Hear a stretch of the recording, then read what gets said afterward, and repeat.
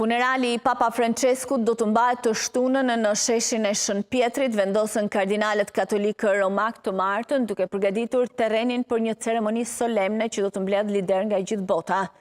Papa Francesku, 88 vjeç, ndroi jetë të hënën pas një goditje në tru dhe arresti kardiak, duke i dhënë fund një pontifikati shpesh të trazuar, gjatë të cilit ai u përplas vazhdimisht me tradicionalistët dhe u bë kampioni të varfërve dhe të marginalizuarve.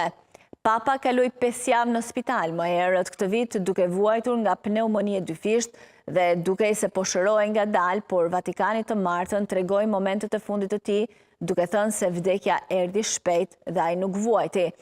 Ai nisi të ndiej keq rreth orës 5:30 të mëngjesit të së hënës dhe menjëherë u mor me kujdes nga ekipi mjekësor. Më shumë se një orë më vonë i bëri një xhest lamtumire infermierit të tij të përhershëm, Massimiliano Strapetti, dhe ra në koma. Vatikani tha se ora e vdekjes ishte 7:35 minuta.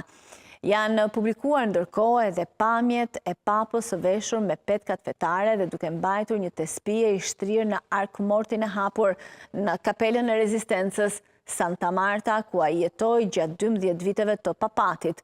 Rojet ziceriane qëndrojnë në të dy anët e arkmortit, ndërsa personalitetet të rëndësishme, përfshirë presidentin italian Sergio Mattarella, i bën nderime papës së parë latinoamerikan.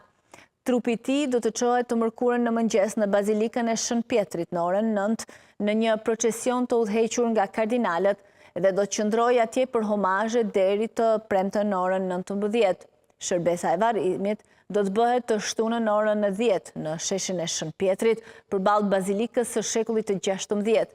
Ajo do të drejtohet nga kardinali Giovanni Battista, dekani 91 vjeçar i kolegjit të kardinalëve.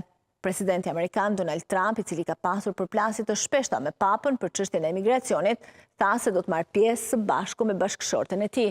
Po kështu edhe liderë të tjerë do të jenë të pranishëm nga Franca, Brazili, Gjermania, Argentina, vendlindja e Franceskut e të tjerë.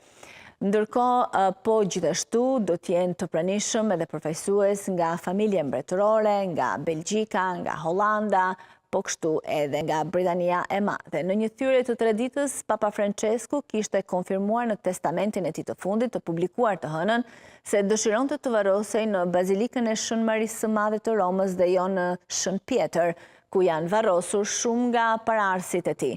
Vdekja e tij ka vënë në lëvizje rritin e lashtë katolik për kalimin nga një pap në tjetrin, përfshirë thyrjen e unazës së peshkatarit dhe vulës prej plumbi që përdorej për të vulosur dokumentet zyrtare gjatë jetës së tij dhe që nuk mund të përdoret më nga askush.